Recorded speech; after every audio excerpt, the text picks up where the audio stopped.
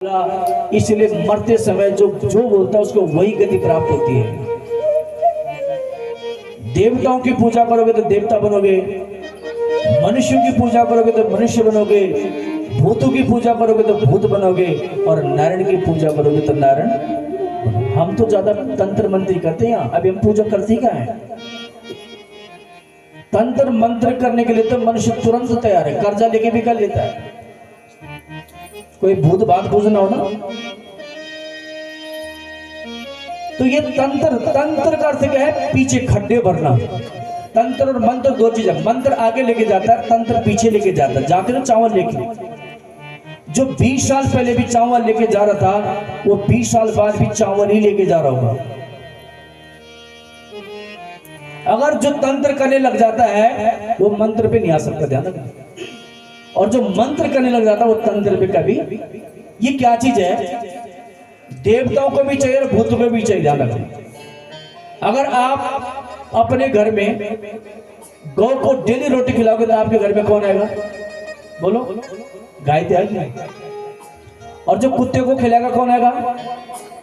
कुत्ता ही तो आएगा। जो बिल्ली को खिलाएगा, बिल्ली आएगी ना, कुत्ता नहीं आएगा। और जो देवताओं को खिलाएगा और जो भूतों को खिलाएगा, बस आप किसको खिला रहे हो?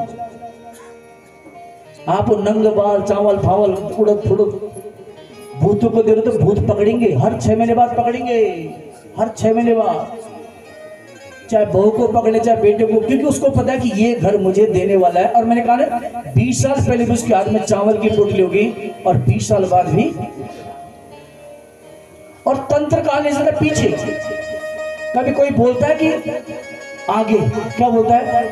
तेरा 3 पीढ़ी 4 पीढ़ी बहू के मायके का फलाने का पीछे खड्डे भरना। इसीलिए तो अभी नहीं हो पा रहे। जैसी बच्चा कमाता है घर से चिट्ठी आ जाती, आजा लग गया बेटा कहीं का, खाड़ू मार है, बकरा मान है, वो बेचारा कर्ज गुर्ज ला के उल्टा बना देता है। तो उठो जरा। आपने देखोगे 2 भाई, एक मानता एक नहीं मानता, और जो नहीं मानता उस पे नहीं लगता, जो मानता उस पे लगता है। और वो नहीं मानने वाला बोलता है कि वो तो मानते नहीं, उस पे लग, इसकी टांग तोड़ो, उसकी नहीं तोड़ता, उसी की तोड़ देता है, क्योंकि वो मानता ही नहीं है। ये क्या खेल है? आपके घर में कोई एक बार आ रहा है मांगने, कुत्ता ही आ रहा है, एक दिन डंडा मारो, 2 तीसरे दिन से वो। तो इस तंत्र को ये जो है ना, इसको डंडे मारो, नहीं करना, ये आपको छोड़ देगा। ये अब कुछ मानसिक बीमारी से जूझ रहे। तो तंत्र यानी कलयुग। तंत्र इसीलिए रात को होता है, काल है वो, कलयुग है वो। रात को उल्टे काम सुलटे काम कोई करता है रात को? कभी सत्यनारायण किया था क्या आपने रात को 12 बजे? बताओ क्या करते हो 12 बजे? खड्डा खोद के, वो सुलटे काम थोड़ी है। बदन भी डरता है, डर लगता है वो ना देख दे। और एक कथा करते हो, जब शंख बजता है तो बड़ा आनंद आता है। आप क्या कर रहे हो? फिर बोलते हो सुखी नहीं है। अरे सुखी कहां से? उसके लिए कर रहे हो जिसको पता ही नहीं है। किसी ने बोला कि भूत लग गया, फलाने का लग गया, कोई सबूत नहीं है, और उसको दफना भी दिया, और फिर बोलते दुखी है। अरे सुखी कहां से हो गए? कोई सबूत है?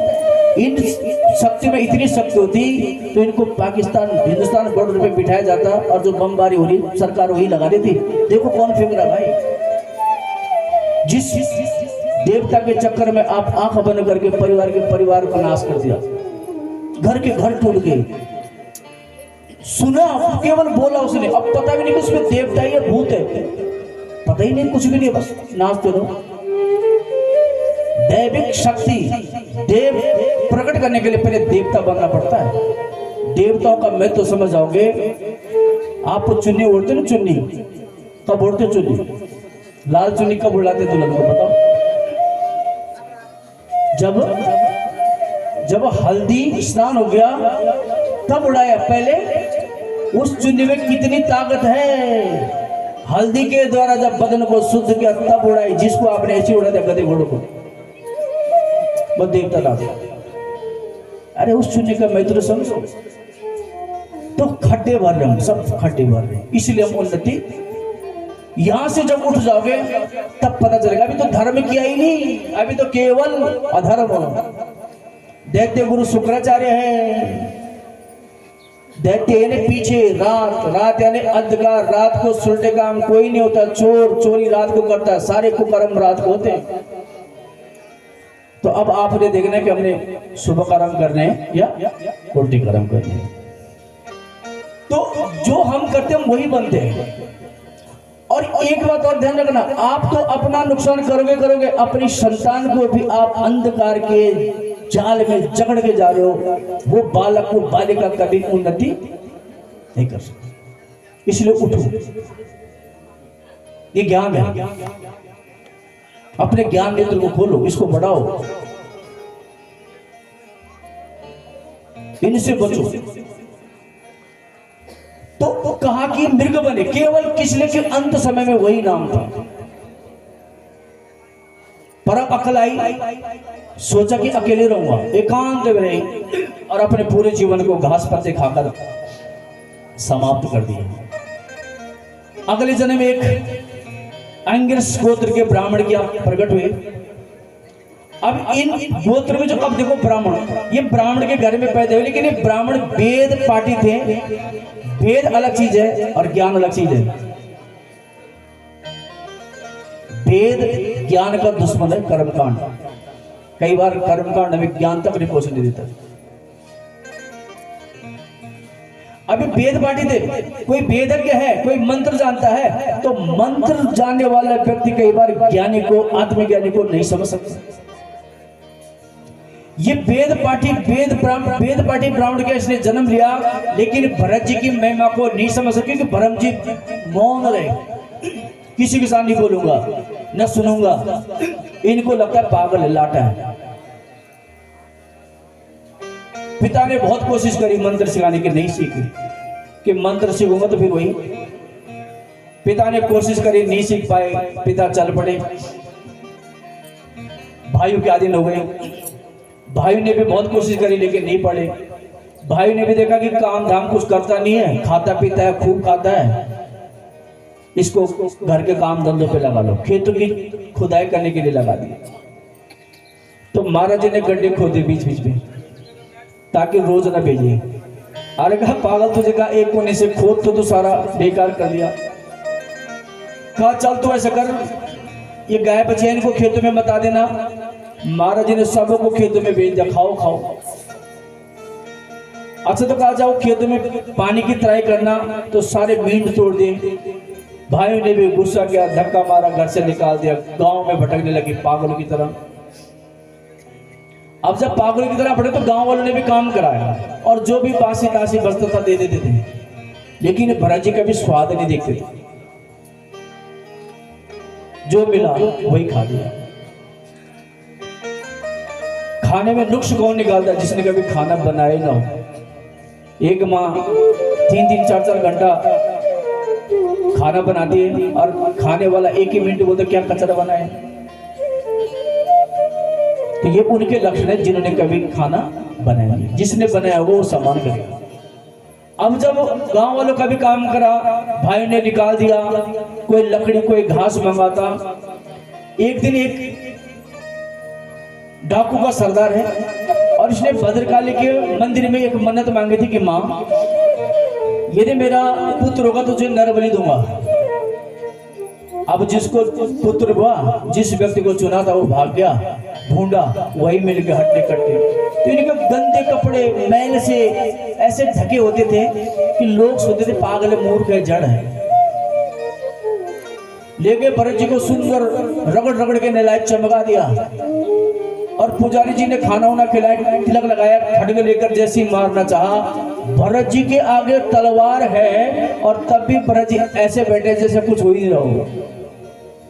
इतनी भक्ति, इतनी श्रद्धा, इतना विश्वास, यहाँ पर विश्वास है। खड्ग सामने है और फिर भी मौन होकर बैठे हैं, और खड्ग जैसी पुजारी जी ने गर्दन पे लगाई, भद्रकाली माँ मूर्ति फाड़कर प्रकट हो गई। बोलो भद्रकाली मैया की।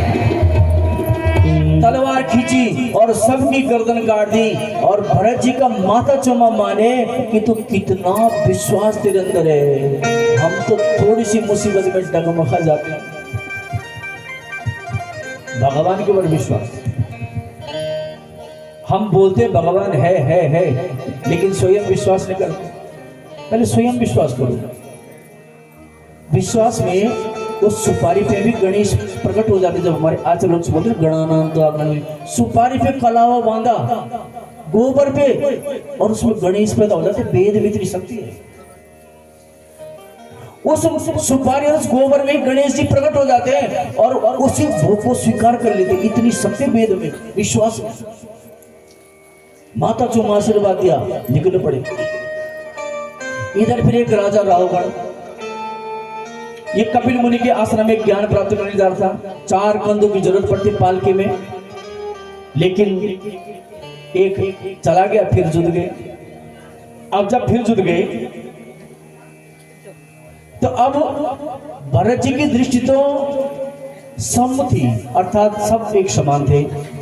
जब इनके पांव के नीचे चींटी आती तो ये उछल जाते, और उछले तो रावण का माथा पालकी पे लग गया। एक बार डांटा, तुम्हें चलना नहीं आता।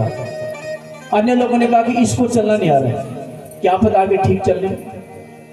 देखो वो राजा थे और आज पालकी उठाने बैठे हैं। जो व्यक्ति विद्वान होता है प्रारब्ध के अनुसार जीता है, उसको सुख दुख जो भी मिलता स्वीकार कर लेता है। क्योंकि आज अगर कोई हमें दुख दे रहा है तो हो सकता है उसे हमने भी दुख दिया हो।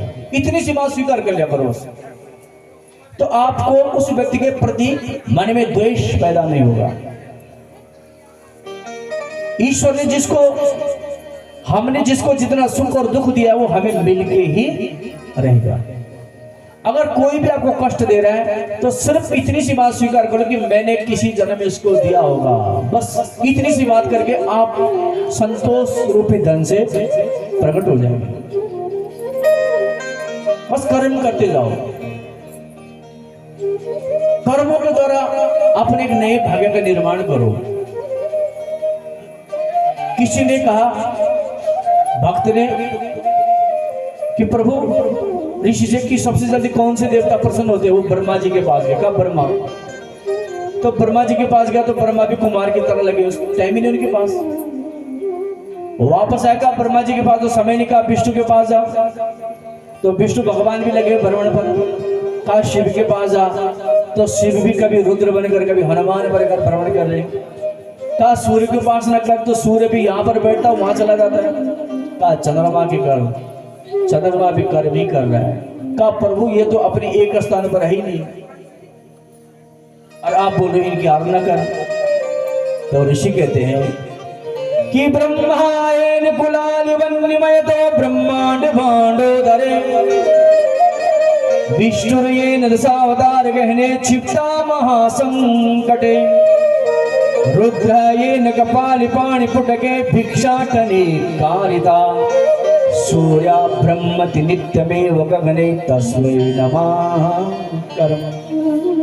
अरे पागल, का तुझे मैं यही तो सिखाना चाहता हूँ कि जब ये सब कर्म कर रहे हैं तो तू भी कर्म कर। इन देवताओं के पास 24 घंटा बैठ के कुछ होने वाला नहीं है। कर्म कर।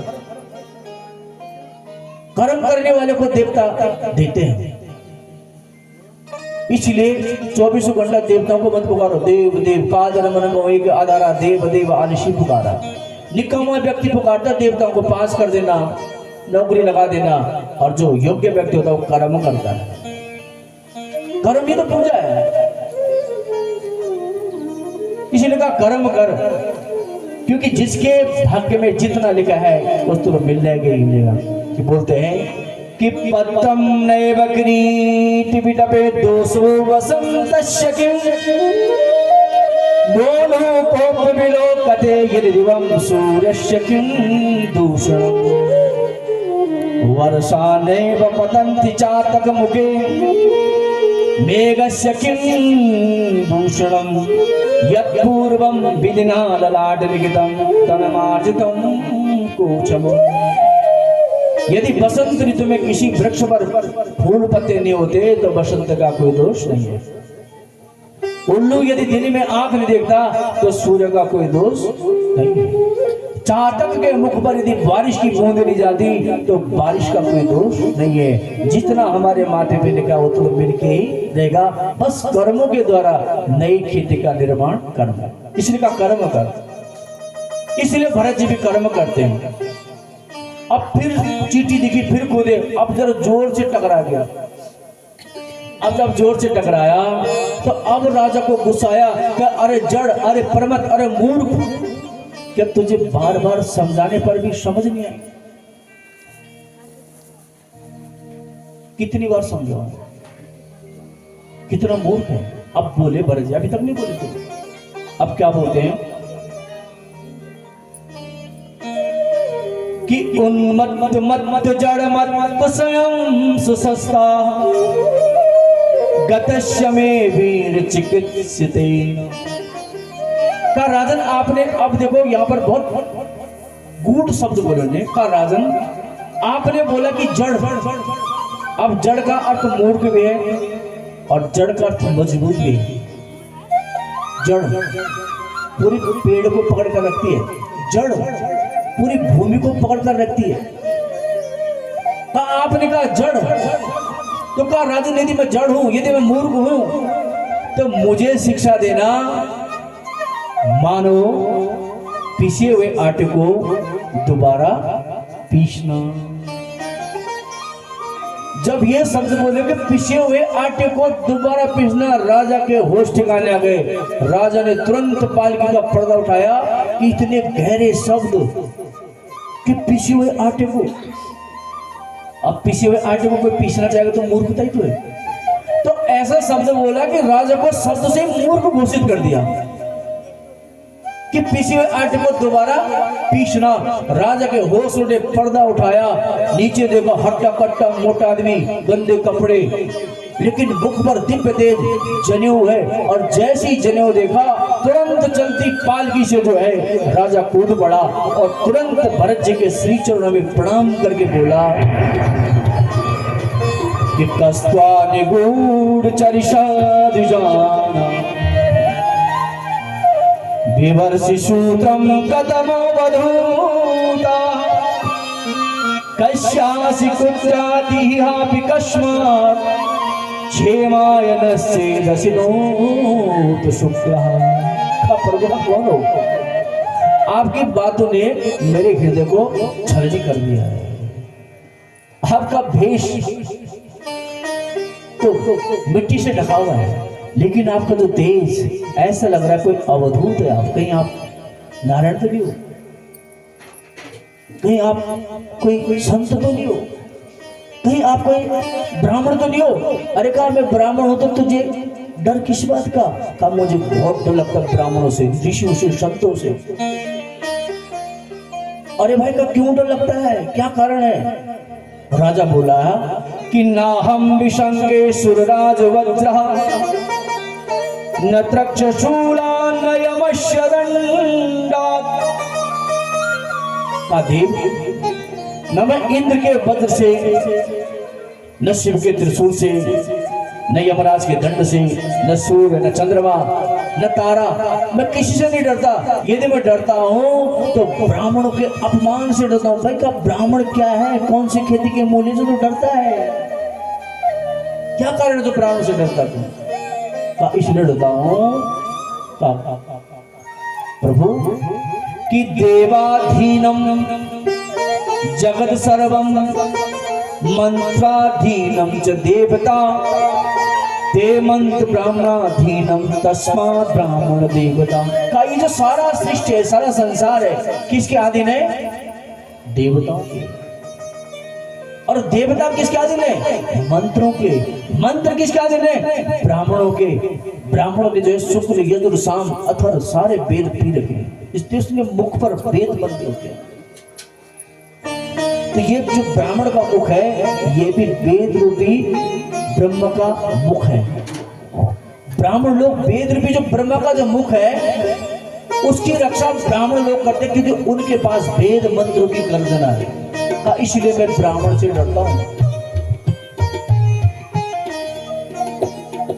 का भगवान भी बोलते हैं कि विप्र प्रसादात् धरणीधरो। भगवान नारायण भी कहते कि पृथ्वी अगर मैंने धारण कर रखी है तो ब्राह्मणों के आशीर्वाद से। कि विप्र प्रसादात् धरणीधरो हम, विप्र प्रसादात् कमलावरो हम, विप्र प्रसाद अजिताजितो हम विप्र प्रसाद मम राम नाम। ये धरती भी उनके आशीर्वाद से, कमलापति अगर मैं बना, लक्ष्मीपति बना तो ब्राह्मणों के आशीर्वाद से, समस्त दैत्यों का पद किया तो ब्राह्मणों के आशीर्वाद से। इसलिए तस्मात् ब्राह्मण देवता, इसलिए ब्राह्मण पूजनीय है। अब आजकल कई बार लोग ब्राह्मण को देते हैं मुट्ठी बनकर, और ब्राह्मण ने बोल दिया इतना चाहिए तो क्या, ब्राह्मण तो मुंह खोलता। ध्यान रखना, दान और दक्षिणा दोनों अलग अलग चीजें हैं, इस बात को समझना। दान मुट्ठी बन करके दिया जाता है, दक्षिणा कर्म के आधार पर दी जाती, जो कर्म किया, जो मेहनत की है। दक्षिणा और दान, दान अगर आपने करा तो आप मुट्ठ बनकर करो, लेकिन दक्षिणा जो कर्म की है, जो मेहनत की है, उसके आधार पर दी जाती है। अगर उसके आधार पर नहीं जाती तो वो भी यजमान के लिए दोषकारक होता है। दक्षिणा तो मेहनत योग्यता के आधार पर दी जाती। कई बार एक बालक ने जो है हाई स्कूल इंटर पढ़ा है और एक अच्छा पढ़ा लिखा है, तो दोनों की सैलरी एक ही जैसी होगी, अलग अलग होगी, अलग अलग होगी। तो वही चीज है, योग्यता के आधार पर दिया।